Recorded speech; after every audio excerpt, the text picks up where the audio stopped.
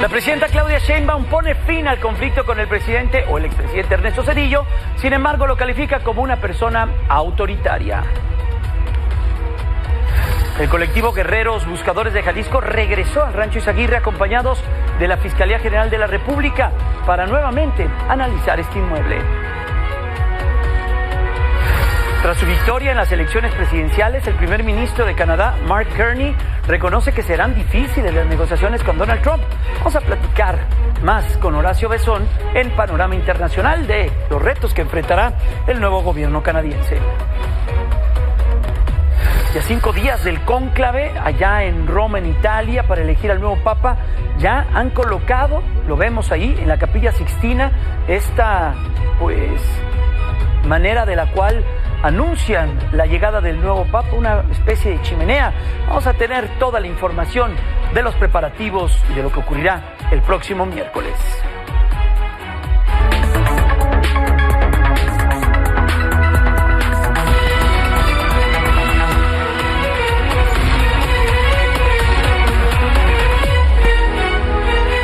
Bienvenido a Milenio Noticias de las 19 horas. Los saluda Jaime Núñez. Gracias por el favor de su atención y vamos directamente con toda la información, las historias que tenemos hasta este momento. Vamos a comenzar con la última respuesta de la presidenta Claudia Sheinbaum al expresidente Ernesto Zedillo. Y es que esta mañana la mandataria mostró una serie de videos de los casos como de Aguas Blancas, Acteal y El Bosque, calificando al expresidente mexicano como un personaje autoritario. ¿Quién fue el responsable de una represión ordenada? Pues el presidente de la República de entonces. Así como hay una acusación directa a la presidenta de la República de que es autoritaria porque hay elecciones en el Poder Judicial, pues vamos a hablar de épocas donde se vivió el verdadero autoritarismo vinculado con la represión. Y bueno, Ernesto Zedillo respondió por tercera ocasión y lo hizo a la presidenta de la República. La publicó en la revista Letras Libres. En su texto, el exmandatario escribió que los representantes en el Congreso de la presidenta Claudia Sheinbaum han tomado su turno para desacreditar la denuncia que hizo desde el pasado 15 de septiembre sobre lo que ha venido refiriendo, que tiene que ver con la elección al Poder Judicial. El exmandatario señala que la presidenta no ha respondido a su propuesta para nombrar a un auditor internacional para que revise el tema del rescate bancario y los proyectos emprendidos por el gobierno del expresidente Andrés Manuel López Obrador. Por último, el exmandatario dijo que la presidenta trata de desviar la atención ciudadana de los propios mexicanos para que no se percaten de los daños causados por las obras, califica inútiles y acciones del gobierno anterior. Mientras que los legisladores de Morena, Hugo Eric Flores y Alfonso Ramírez Cuellar, pidieron que se investigue a los funcionarios que en su momento aprobaron conocido como Fobaproa. De verdad, Alfonso, me parece que este es un gran momento pues, para poder sanar nuestro pasado. Ya en este país tiene que dejar de haber impunidad. Tendríamos que crear una comisión de la verdad, darle seguimiento a todo el trabajo que ustedes hicieron y tendríamos que revisar la actuación de los funcionarios si se apegaron o no a la legalidad. Y bien valdría la pena hasta sacar una lista de las diputadas y diputados de esta legislatura que aprobaron aquella deuda. Recordemos que en los últimos días también hubo voces dentro de Morena que afirmaron que ante las denuncias de los últimos días sobre ese tema es necesaria la intervención del Senado de la República para la revisión de la actuación del expresidente Ernesto Zedillo a través de lo que han llamado o se conoce como una comisión especial de seguimiento. Vamos con otros temas. En Baja California, con coronas florales, cartulinas y una manta con mensajes, fue amenazada una jefa de la policía municipal por el arresto de 2 integrantes de un grupo delictivo. Ya hay 2 personas detenidas por estos hechos. Said Betanzos, tienes toda la información. ¿Ante qué estamos, Said? Te saludo, te doy la bienvenida. Buenas tardes. ¿Qué tal? Muy buenas tardes, Jaime, al auditorio. Efectivamente, pues lo que pasa es que en las últimas semanas se han dado una serie de arrestos por parte de la Policía Municipal en esta coordinación que mantiene con el gobierno federal, con la Guardia Nacional y con el Ejército Mexicano. Y ayer por la tarde, precisamente ante la detención de 2 hermanos originarios de Sinaloa, quienes traían un fusil de asalto y una pistola en represalia, pues ayer colocaron afuera de 2 minimercados de estos pequeños negocios, pues colocaron tripiés y en ellos coronas florales, pues vaya, que son utilizadas para los sepelios, y con amenazas en contra de la jefa de la policía en el sector de playas de Tijuana.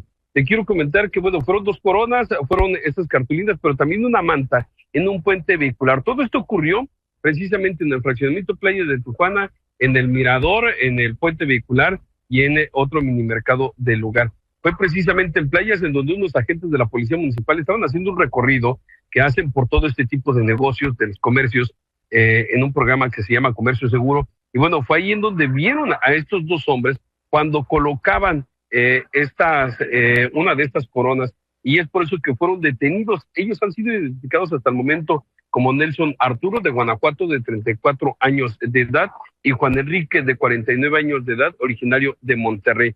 Ellos ya están a disposición de la autoridad, y de alguna forma, pues bueno, esto habla de lo que está cambiando, porque esto, déjame decirte que había ocurrido un caso similar, pero en advertencia a unos policías de la Fuerza Estatal, porque presuntamente se habían robado droga.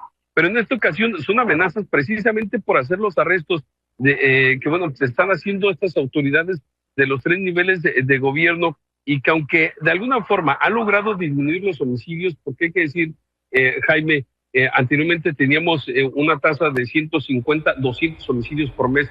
Hoy la tasa en el mes de abril simplemente bajó a 101 homicidios, lo que habla de una fuerte reducción, pero tiene que ver con estos operativos que hace la autoridad. Y bueno, pues hoy, ante amenazas contra los cuerpos de seguridad de la ciudad, y en este caso una jefa de la Policía Municipal de Tijuana, lo que sabemos es que se ha reforzado la seguridad para ella, pero también van a salir las autoridades a seguir haciendo su trabajo para detener a quienes de alguna forma están alterando el orden y la paz en la ciudad. Pues delicado esto que nos estás comentando, Said. Ya veremos qué dicen las propias autoridades y que lleguen al fondo de esta situación. Hemos visto lo que ocurre en este país cuando hay violencia contra las guardias, contra los policías.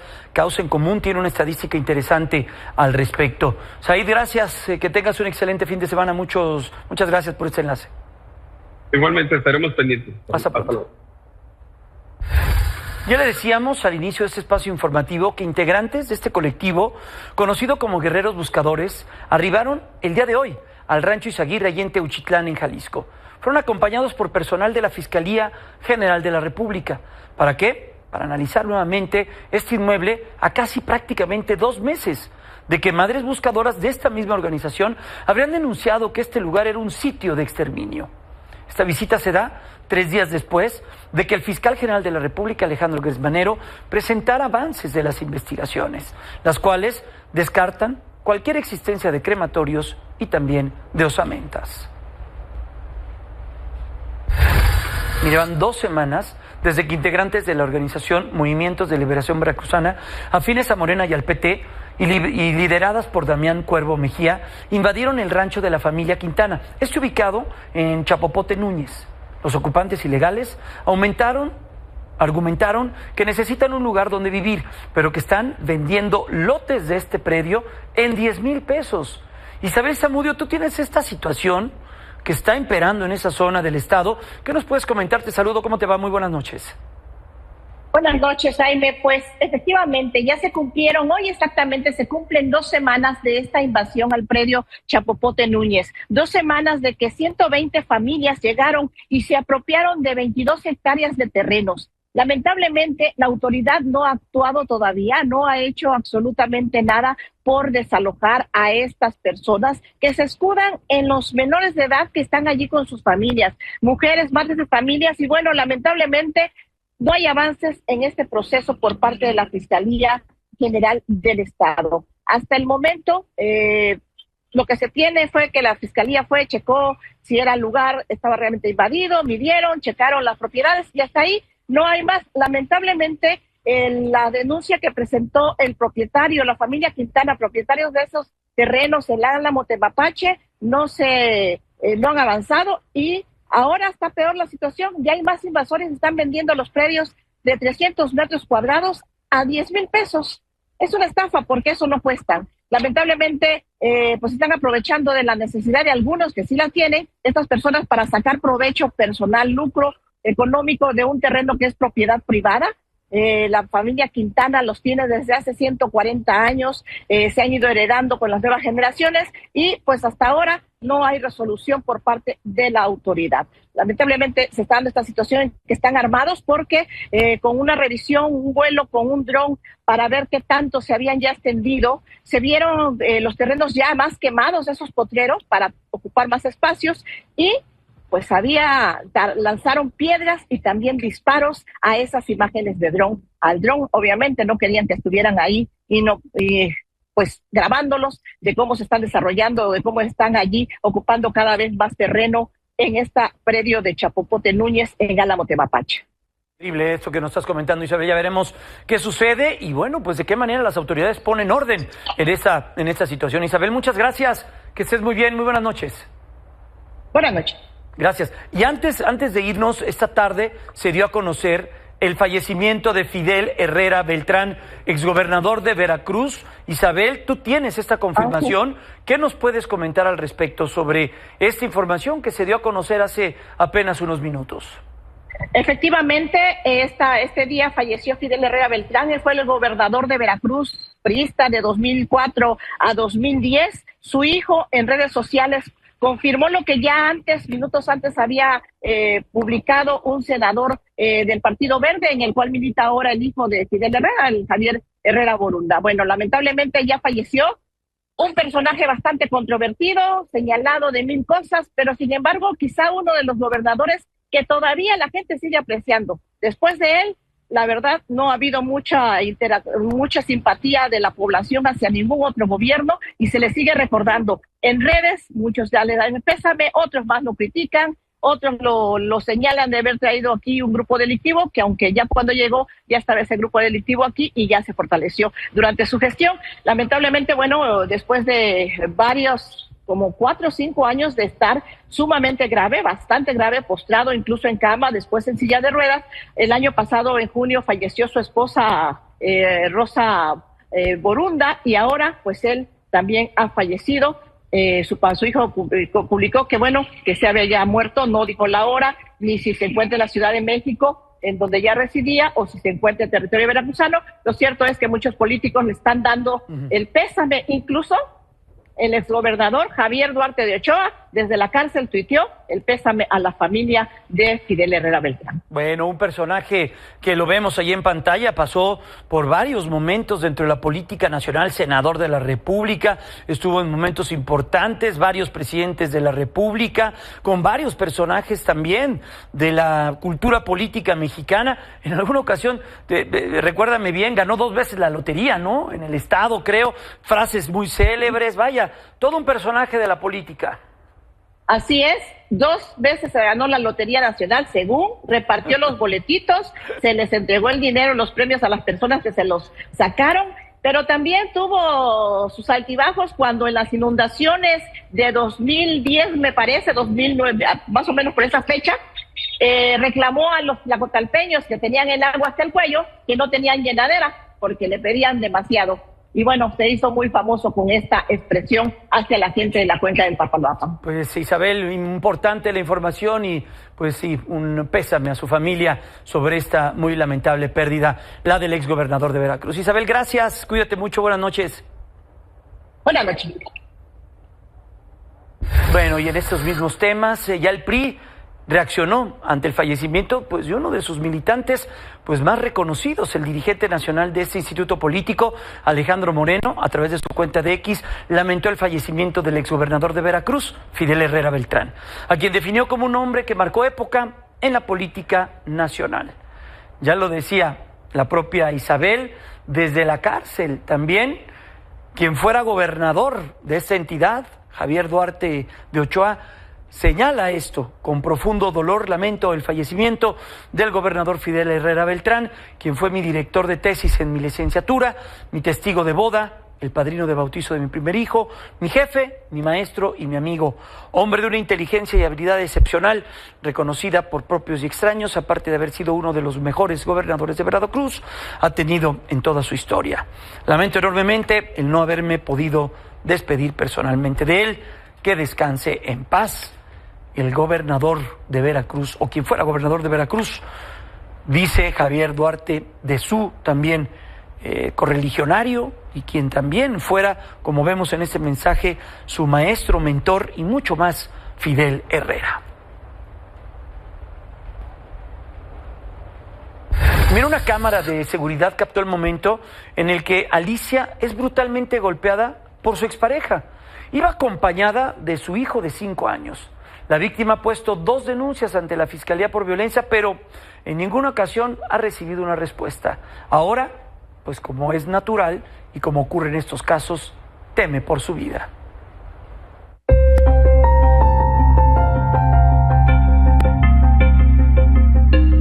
Es el momento en el que un sujeto identificado como Amado González Martínez golpea brutalmente a su expareja en calles de Tilapa, Puebla. La acechó, la esperó y la atacó la mañana del 28 de abril sin importarle que junto a ella estuviera su hijo de solo 5 años de edad.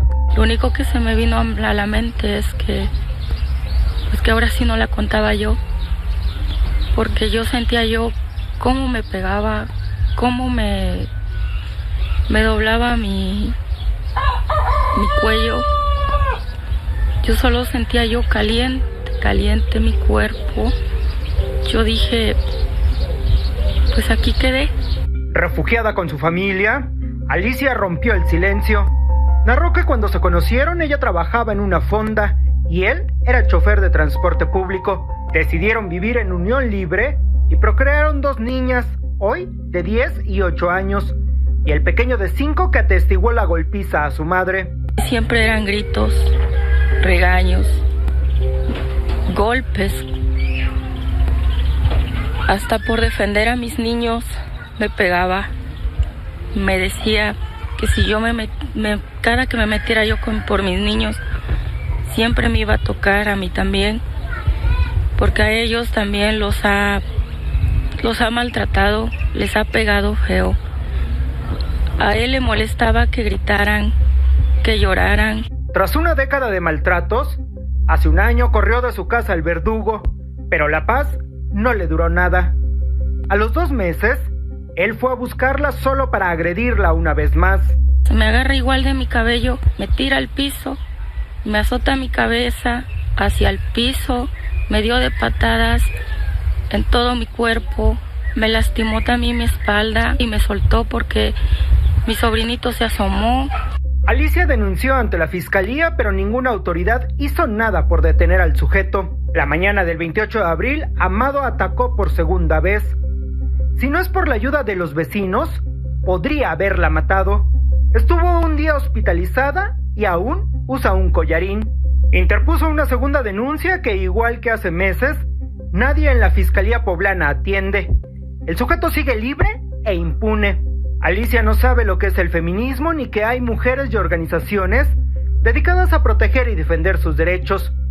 Ella solo quiere una vida libre de violencia y exige que la justicia cumpla su deber y la proteja. Yo quiero ayuda, quiero justicia, porque si no me mató esta vez, a la otra vez que sea, sí lo va a hacer. Tengo miedo, mucho miedo. Desde Puebla para Milenio Noticias, Miguel Ceballos.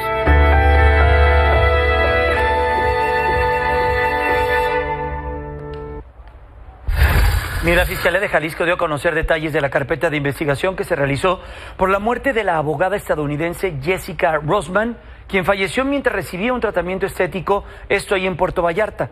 Cabe destacar que estos resultados se obtuvieron el día 24 de abril, aunque el informe del perito que indicaba que la abogada había fallecido por causas naturales ordenaba que el 23 de abril el cuerpo fuera entregado y cremado.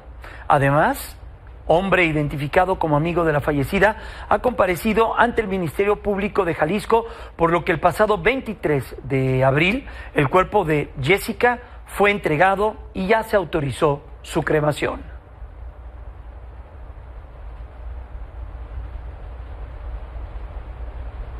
Ahora vamos con esto que está ocurriendo en la capital de la República, en el norte de la misma Ciudad de México, en la zona de Lindavista se hará registrar un incendio. Vamos directamente contigo, Aarón Tagle. ¿Qué es lo que está ocurriendo? Te saludo, buenas noches. Hola, Jaime, muy buenas noches. Como todos conocemos, pues es la avenida Instituto Nacional, colector 13, la colonia Lindavista, como tú lo has puntualizado. Un incendio que inicia en unas viviendas, refieren asentadas irregularmente, a espaldas justamente de toda esta zona de comercios que tenemos al exterior del metro Lindavista. Una columna de humo discreta que a los pocos minutos ya alcanzaban unas columnas bastante altas que eran perceptibles desde diferentes puntos de la ciudad. La intervención por parte de elementos de bomberos, protección civil, fue oportuna. De hecho, aquí tenemos un acordonamiento improvisado también con estos banners metálicos. Afortunadamente, Jaime, no han atendido a personas lesionadas, únicamente en estos momentos atienden elementos de protección civil a una persona que entró en crisis nerviosa, pero afortunadamente se podría decir que ya tienen bajo control este incendio, es únicamente el enfriamiento y posteriormente la remoción. Un predio, Jaime, de aproximadamente 800,000 metros cuadrados, en el cual se habían asentado aproximadamente unas 25 familias. Todas fueron desalojadas, estamos hablando de más de 100 personas y se mantendrá este resguardo importante por parte de la policía capitalina. Cesó ya también el sobrevuelo de un helicóptero Cóndores de la policía de esta ciudad, que estaba desde el aire también coordinando el arribo de las unidades cisternas y por supuesto de las unidades de bomberos que llegaron totalmente con prontitud hasta este punto. Sacaron las personas como pudieron, lo que podría haber esto iniciado con una tragedia o hubiera cambiado la historia. Los tanques de gas fueron puestos de manera inmediata en el camellón y algunas de las cosas como lonas, como maderas, como cartones que se tenían muy cerca de donde estaba el incendio también fueron removidos por las personas.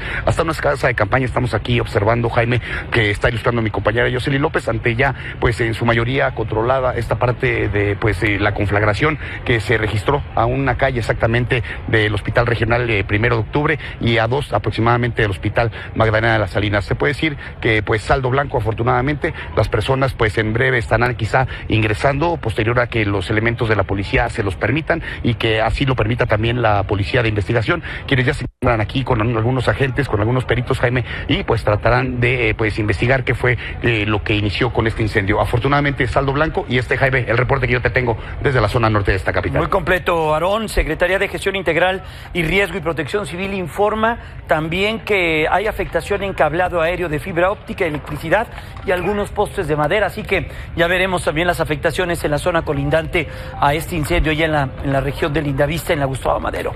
Aarón, gracias, cuídate, buenas noches. Muy buena noche para ti y para todos, Jaime. Gracias.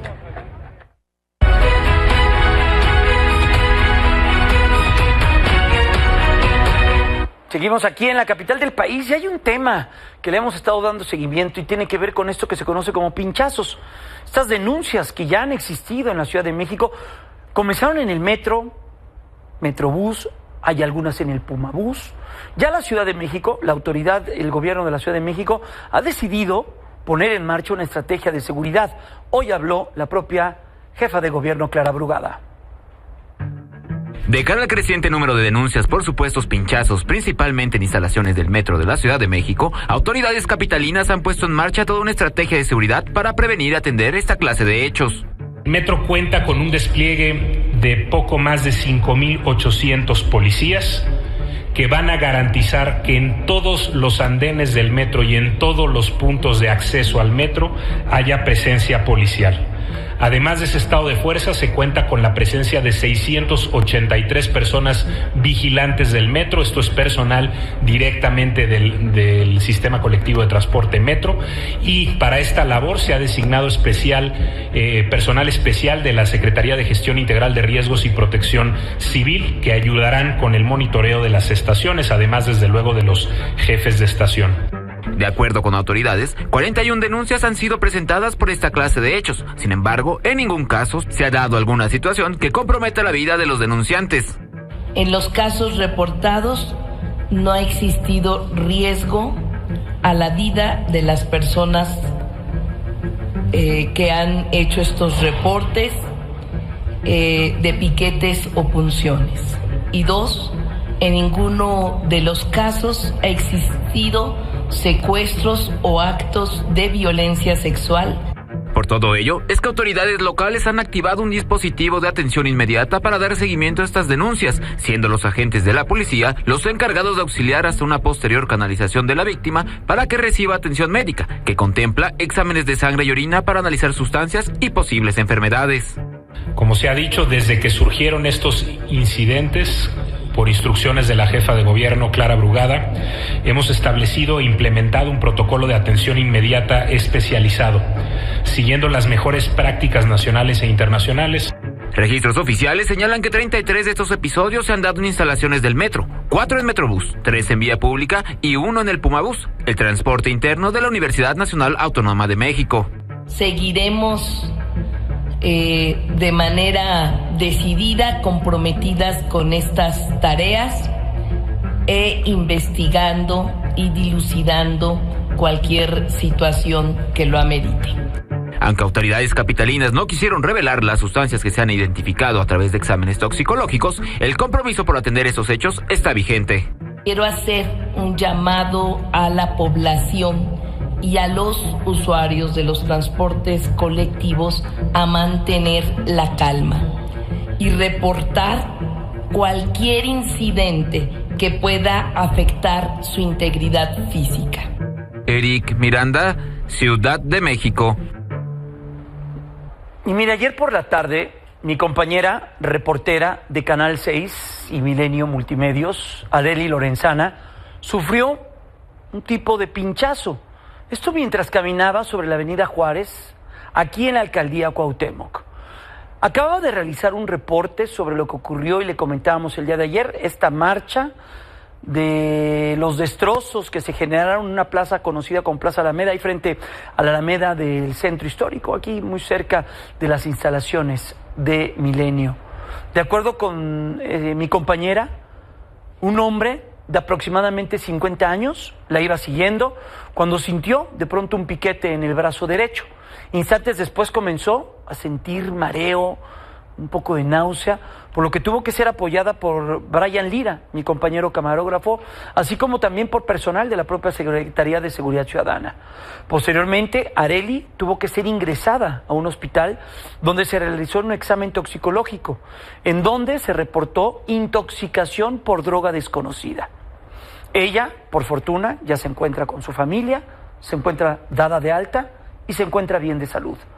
Pero, de momento, no se ha podido relacionar que este evento sea algo similar a lo que ha ocurrido en las instalaciones del metro, pero ahí están los hechos, ahí está lo que ocurrió, y le ocurrió a una compañera nuestra, acabando de realizar un enlace en vivo para Canal 6. Veremos qué dice la autoridad, y desde aquí le mandamos un fuerte abrazo a nuestra compañera Arely Lorenzana. Momento de la pausa, regresamos con más información. Mire, la seguridad sigue siendo uno de los puntos importantes en la relación entre México y Estados Unidos. Hoy se tomó una decisión bien importante allá en la Unión Americana y la impulsó el presidente Donald Trump y la propia fiscal general Pam Bondi. Instruyeron a todas las agencias estadounidenses con jurisdicción en la frontera con México de que apliquen mano dura, así lo dicen, y que se intensifiquen los esfuerzos para frenar el flujo de armas hacia el sur del territorio. Estas armas que alimentan la violencia de los cárteles de la droga en México.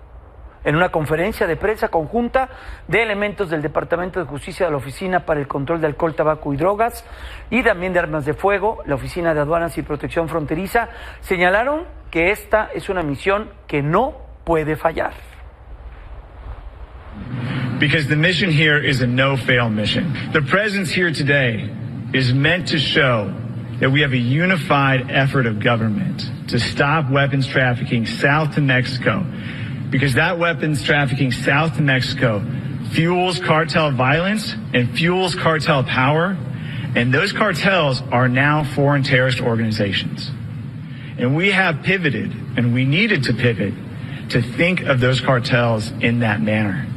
Because the violence in Mexico, the violence they introduced into the United States, is abhorrent. There is a cyclical nature to the foreign terrorist organizations' operations, especially in Arizona. Sin embargo, el general Gregory Gillot, líder del Comando Norte de los Estados Unidos, destacó la estrecha colaboración entre el ejército mexicano y el estadounidense, esto en los temas que tienen que ver con la seguridad. I don't know if a lot of Americans are aware. The real truth here is that the United States military and the Mexican military have had a long-standing coordination, working together, cross-training together. Is that still going on? Yes, we train with the Mexican military all the time. They're very valued partners, and that's part of our theater security cooperation mission. You know, that was going on well before, and in addition to our role on the southern border. They have deployed about 10,000 forces to their side of the border, and we can conduct... Is that all across their northern border? That's right. Their northern border, our southern border. We maintain territorial integrity. We stay on the north side. They stay on the south side. That's very important to both countries. But we conduct mirrored patrols, with a common goal of finding illegal activity and making sure that we stop it. We share intelligence with them, and everything that I've seen from the Border Patrol, who also has great relations with their counterparts, and then from the military is, they're very effective at taking action.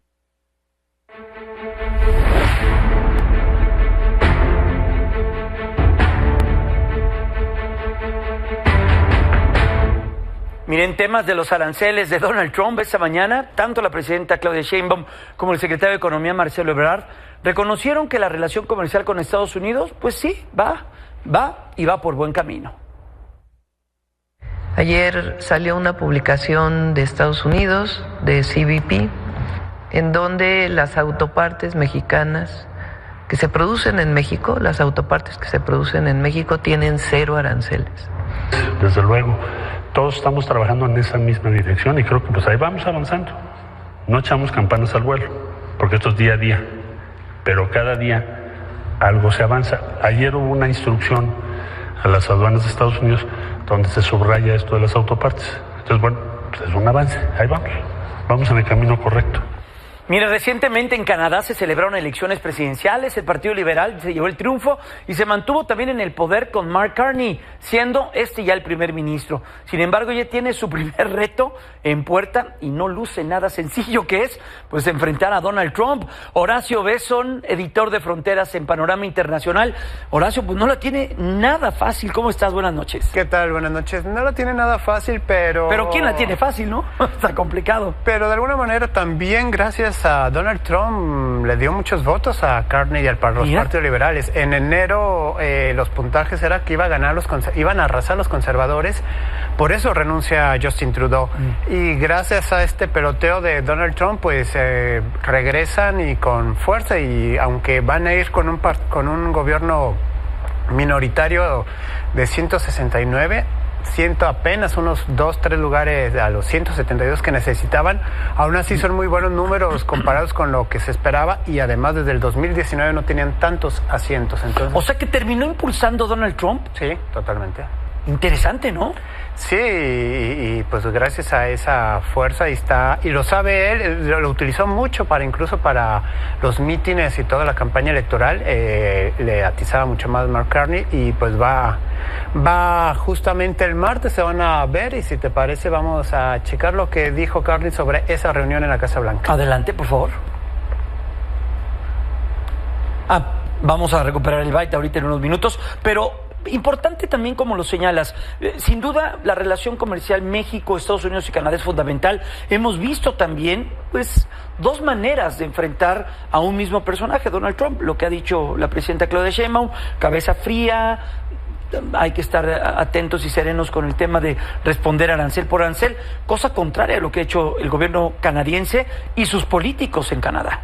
Exacto, y además, bueno, por una extraña razón que solo Donald Trump tiene, pues él empezó a hablar en torno al gobernador Trudeau, ¿no? Y pues esa búsqueda en torno a señalar que quiere que Canadá sea el estado número 51 de Estados Unidos, ¿no? Con todo lo que implica el Ártico. Canadá es el país más grande del mundo después de Rusia, y con toda la cuestión que viene de agua, del descongelamiento. Y una potencia con energía, vaya, tiene recursos naturales. Uf. Y es de los países más, de los 7, del grupo de los 7, entonces tiene todo, pero pues esa táctica de de Donald Trump provocó que pues los canadienses se le pusieran el nacionalismo enfrente, ¿no? ¿Y cuál va a ser el papel que va a jugar Carney, por ejemplo, con México?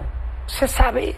¿Se tiene una línea más o menos discursiva de lo que significa México para Canadá? Para Trudeau en algún momento pues, lo empezó a hacer a un lado, cuando veíamos cómo se renegociaban los tratados comerciales, cuál era el discurso, un poco ya hacia final de su mandato, sí se comenzó a acercar más a México, porque le convenía. Pero ¿qué será o cuál será la línea de Carney? Sí, lo utilizó mucho Trudeau en torno a la cuestión electoral, ¿no? De cuando empezó a ver que era probablemente le restaría puntos y además implicaba a lo mejor salvar el Tratado de Libre Comercio solamente Canadá y Estados Unidos, y sobre todo también con los conservadores que pedían eso, pero Carney ha dicho que es necesario México, que no ha sido tan crítico contra México y ve necesario el TEMEC, o una renovación del TEMEC, pero dentro de esos parámetros que beneficia a los tres países. Implica tal vez sí en migración una mano más dura, pero en general a nivel comercial no hay un choque con México, no se aventura. Ya estaremos viendo la manera en la cual establecen las líneas de comunicación entre Carney y Donald Trump. Muy fundamental o muy importante será la reunión que está en días por venir.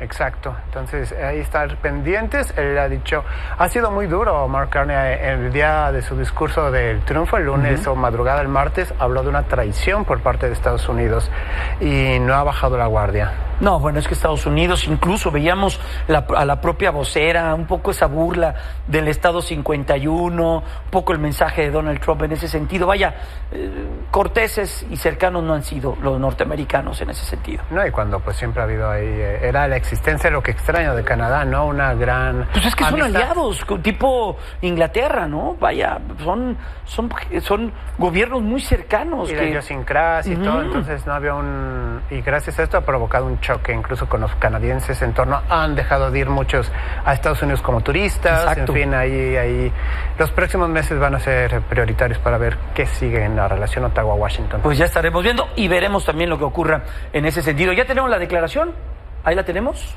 Escuchemos y veamos lo que habías mandado en ese sentido de las declaraciones y las relaciones. The first meeting, as I mentioned in my remarks, and the President and I discussed when we had our constructive call, there are two sets of issues. There are the immediate tariffs, both sectoral and so-called reciprocal and fentanyl tariffs, and then there is the broader relationship. Pues ahí está, Horacio, ya veremos qué es lo que ocurre. Sí, futuro y pendiente del martes. Gracias, Horacio, cuídate. Buenas noches. Hasta luego, buen fin de semana. De que viene la pausa comercial, es breve. Vamos a regresar con un tema bien importante. Volvemos. Bueno, pues hoy tenemos un invitado muy importante. Miren, nada más está aquí con nosotros. Ya hablaremos de qué se trata y de qué es lo que viene. Mire, faltan menos de 5 días para que comience el cónclave en el que se va a elegir al nuevo Papa. En este contexto ya fue instalada la chimenea sobre la Capilla Sixtina. Con ella se indicará el humo blanco, el humo negro de los resultados de las votaciones de los cardenales para la elección de este nuevo Papa. La chimenea ya es visible desde la Plaza de San Pedro, donde se espera que miles de fieles católicos se reúnan durante el cónclave para ver cómo avanza la votación secreta de los cardenales. Recordemos que en el primer día se van a realizar una ronda de votaciones por la tarde. De no haber un acuerdo unánime, los siguientes días, los siguientes cardenales van a estar siguiendo esta dinámica con 2 rondas de votaciones por la mañana y noche hasta que se elija al nuevo Papa. Bueno, vamos con esta información importante que tenemos aquí. 2 años se cumplen de la llegada de Arcadas, este perrito rescatista donado por el gobierno de Turquía a nuestro país, y para celebrarlo nos acompaña el propio Arcadas, aquí lo vemos. También Rubén Reyes Burela, teniente coronel de infantería del Estado Mayor, y Juan Carlos Villeda Márquez, cabo o policía militar. Qué gusto tenerlos aquí. ¿Cómo se encuentran? Buenas noches. Buenas noches, Jaime. Gracias por recibirnos en este espacio tan agradable, y también a nuestro público televidente por permitirnos llegar hasta sus domicilios. Oiga, a ver, Arcadas, ¿llega cómo? Porque llega en medio de una tragedia, ¿no?, que se vivió en Turquía. Así es. Hace 2 años se presentaron temblores en ese país, y a consecuencia de ello nosotros enviamos una delegación de ayuda humanitaria. Estaba en ese entonces integrada con 10 canes. En ellos iba uno de nosotros, que era Proteo, desgraciadamente, y no antes de poner nombre a nuestro país. porque había ya detectado varias personas. Sí. Fallece. Entonces el gobierno de Turquía, en beneficio de los buenos resultados y las buenas acciones que hicieron en ese país, pues nos dona aquí a Arcadas. ¿Arcadas qué raza es? Es pastor alemán, de línea de belleza, cuenta con pelo largo. Así es. ¿Qué características tiene a 2 años de su capacitación? Porque tiene que tener una capacitación especial, capitán Villeda. Claro, sí. Bueno, desde que llegó, desde que inició, empezamos a su socialización y vimos sus aptitudes que tenía, por ejemplo, el olfato, su instinto de cacería. Fue lo que fuimos desarrollando para crear un CAN así para búsqueda y rescate. ¿Qué número de binomios se tienen ahorita dentro de las Fuerzas Armadas? Bueno, es elevado. Tenemos más de 1000 canes. No me digas. Así es. Wow. Nuestro centro de producción canina, que se ubica en San Miguel de los Cagüeyes, tiene capacidad anualmente de producir 300 canes de la raza belga, que es la que producimos en el ejército mexicano. Para entender un poco cómo trabajan y cómo es que se adecúan dentro de las capacitaciones, ¿qué es lo que se hace? ¿Trabajan diario, los capacitan diario, tienen un horario? ¿Cómo está esto, capitán? Claro, lo que hacemos nosotros es trabajar sus instintos, explotar ese instinto que tienen de cacería. Tenemos que tienen que ellos presentar un buen temperamento también, aparte de su socialización para que no tengan miedo a nada. Les descubrimos lo que es su juguete favorito también, hay que consentirlos, ¿verdad? Que tomen su pelotita, crearles una posesión de presa, un seguimiento de presa, para que ellos puedan desarrollar a sí mismo todo este trabajo. Más que nada en su olfato y buena mordida. ¿Arcadas puede ser en un futuro un perro que pueda brindarle a las Fuerzas Armadas a través de su propia sangre mayores elementos, mayores binomios? ¿Se utiliza también en ese sentido? Pues podría, sin embargo tendríamos que buscarle una hembra de su misma genética. Él tiene 80% de genética y 20% de adiestramiento. Entonces, para mejorar y para continuar la raza, tendríamos que buscar una excelente hembra. Háblenos del equipo que trae Arcadas. Vemos que tiene una especie de chaleco, vemos obviamente la bandera de México. ¿Qué trae y cómo es que se equipan este tipo de binomios para poder atender una tragedia, en este caso cuando buscan a personas con vida o sin vida también, ¿no? Claro que sí. Bueno, como todos, él es un can que con su chalequito es nada más para presentación. Porque en sí, para ya la búsqueda, ¿No tienen goglecitos y algunas botitas? Cuentan con el equipo, sí, también, pero lo recomendable es trabajarlo sin equipo, por el peligro y el riesgo que corren al meterse a algún túnel, algún colapso muy estrecho, se pueden llegar a atorar con su cadena de conducción o con un collar o con una pechera, se atoran y ya no pueden salir los canes. Esto pone nuevamente de relevancia el importante contacto que tienen las Fuerzas Armadas con otras Fuerzas Armadas, ¿no? Es cierto. La relación de nuestro país con otros países y, por supuesto, en un muy lamentable hecho que se pierde a un miembro de las fuerzas, en este caso un perrito, allá en Turquía, esta estrecha relación permite la llegada de Arcadas. Es cierto. Y con gusto lo recibimos. De hecho, ha dado muy buenos resultados. Te comento, Jaime, ya ascendió a cabo. El año pasado era soldado, sí, ahorita ya es cabo. Hicimos su ceremonia de ascensos en el campo militar número 1, al cual asistieron más de 1000 canes. A esa ceremonia lo llamaron pelotón en ese entonces, pero este año estamos pensando... Ya está llorando. Ya se puso nervioso. Oiga, ya por último, para finalizar, porque ya también pues tiene su temperamento, el Arcadas. Le pusieron el nombre a través de un concurso, ¿no? Recuerdo bien, donde los niños participan y donde nuevamente las Fuerzas Armadas tienen ese valor y esa labor social de acercarse con la ciudadanía. Así es. ¿Y fue a través de esto? Fue a través de ello. De hecho, nuestros seguidores en redes sociales fueron los que escogieron el nombre. De ahí viene su nombre, amigo. Arcadas es amigo. Amigo, así es. ¿En qué idioma? En turco. En turco. No, pues está a toda. Es un elemento de las Fuerzas Armadas, como usted bien dice, tienen 1000, o bueno, hay una cifra cercana a ello. El ejército también tiene caballos en Chihuahua, vaya, hacen muchas cosas a través también, ¿no? de especies animales. Así es, nosotros en la Secretaría de Defensa Nacional somos pro animal. Lo tenemos contemplado de tal forma de que ningún can sufra, no recibe maltrato animal, e incluso su adiestramiento les permite, a base de juegos, como ya lo mencionamos, tener la capacidad de desarrollar sus habilidades. Pues, teniente coronel de Infantería, Estado Mayor, gracias por estos minutos. Juan Carlos Villeda Márquez, cabo de la Policía Militar, también muchas gracias. Que estés muy bien. Y bueno, pues Arcadas, también un gusto tenerlo aquí en los estudios de Milenio Televisión. Ya llévenselo a descansar. Ahorita. Y ya está cobrando, está trabajando tiempo extra. Déjenme ir a la pausa comercial y regresamos con mucho más aquí en Milenio Televisión. Mira, hace unos momentos la presidenta Claudia Sheinbaum compartió el avance en la supervisión de la construcción del colector de Chalco, tan importante obra de infraestructura para que esta zona del Valle de México pues ya no tenga estos problemas de inundaciones. Lo hizo con la Comisión Nacional del Agua en el Estado de México. Sheinbaum informó que esta magna obra va a servir, como le comento, y hay que destacarlo, para señalar de que no existan estas inundaciones que le pegan y le pegan fuerte al oriente del Valle de México. Ya está conmigo aquí en el estudio Minery Ataide para hablar de los deportes. Minelli, ¿cómo estás? Muy buenas noches. ¿Te viste al Sí, Arcadas? te dije que ya lo veía un poquito tenso. Lo acariciaron. Sí, estaba un poquito tenso. ¿Y cómo estás, Ivette? Muy bien, ¿Que amas gracias. a los perros? Amamos a los perritos. Eres pro perros. Somos team animales. Team animal. Qué gusto verlas. ¿Cómo están? Muy bien. Muy bien. ¿Todo bien? Y sí, mira, vamos a hablar de una historia que la verdad me parece importante destacar en este momento. Thunderbolts es esa nueva etapa de los superhéroes para Marvel después de todo lo que vimos con Avengers, pero lo interesante de esta historia es que más allá de todo lo que estamos viendo con los superhéroes, estamos tocando temas de salud mental, una cosa que me parece sumamente importante hoy en día, que historias como esta, como lo hizo en su momento Daredevil a través de un superhéroe ciego, bueno, estén llevando estas temáticas a la pantalla y precisamente el elenco habla de ello.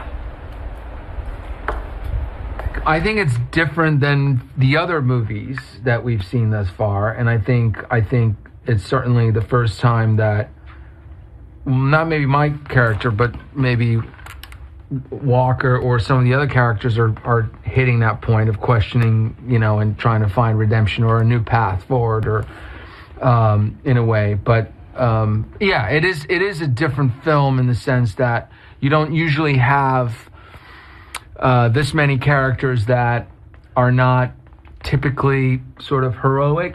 It's also a great metaphor for so many other things in real life, because many times it tells you we're a hyperactive kid.